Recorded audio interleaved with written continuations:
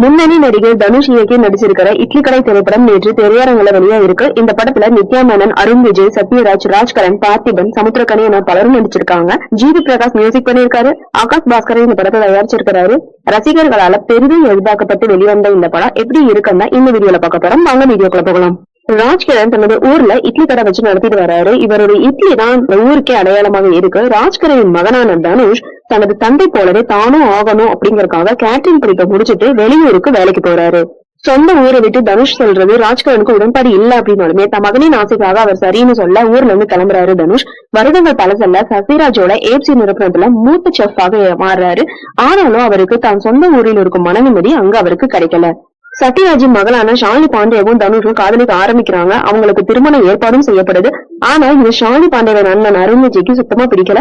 திருமணத்திற்கு இன்னும் சில நாட்களே இருக்கும் நிலையில தனுஷோட தந்தை ராஜ்கரன் இறந்து போறாரு.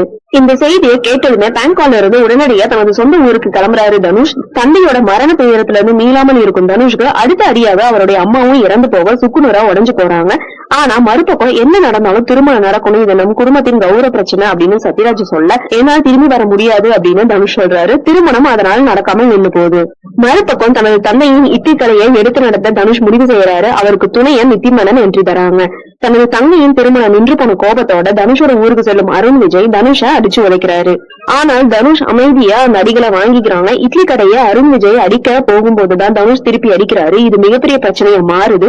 அருண் விஜய் வெஸ் தனுஷ் என்கிற சூழல் ஏற்பட இதுக்கப்புறம் என்ன ஆனது அப்படிங்கறதா இந்த படத்தோட நீதி கதை.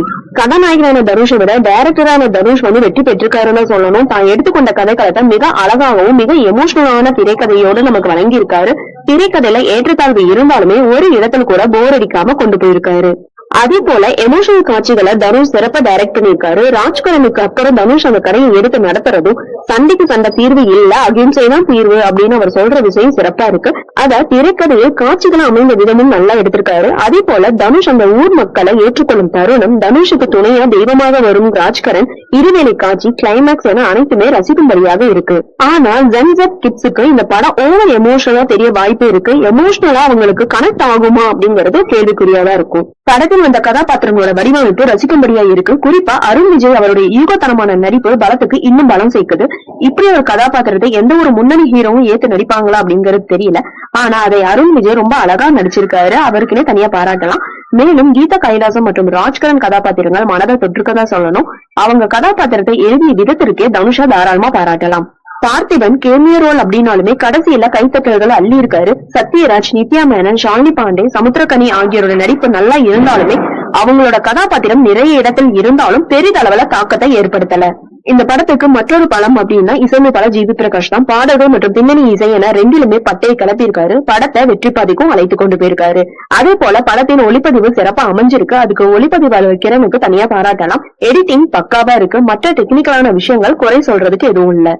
தனுஷ், அருண் விஜய், கீதா கைலாசம், ராஜ்கரன் கதைக்களம், அழகான திரைக்கதை, மனதை தொடும் எமோஷனல் காட்சி, பாடல்கள், பின்னணி இசை, ஒளிப்பதிவை இந்த படத்தோட பிளஸ் சொல்லலாம். மண்மன மாறாத கலைக்களத்துல உருவாக்கப்பட்ட இந்த படம் சிட்டியில வரவேற்பு பெறுமா அப்படிங்கறது ஒரு கேள்விக்குறிதான். அதுதான் இந்த படத்தோட மைனஸ் சொல்லலாம். ஆக மொத்தத்துல இட்லி கடையில வாழையில போட்டு சாப்பிட்ட இட்லியும் சாம்பாரும் நல்லாவே இருக்குங்க. ஆனா எல்லாருக்குமே நல்லா இருக்குமான்னு தெரியல. சில பேருக்கு ஓவர் டோஸாக ஃபீல் ஆகும். ஓகே ஃப்ரெண்ட்ஸ், நெக்ஸ்ட் வீடியோல பார்க்கலாம். இந்த வீடியோ பிடிச்சிருந்தா லைக், ஷேர், சப்ஸ்கிரைப் பண்ணுங்க. தேங்க்யூ.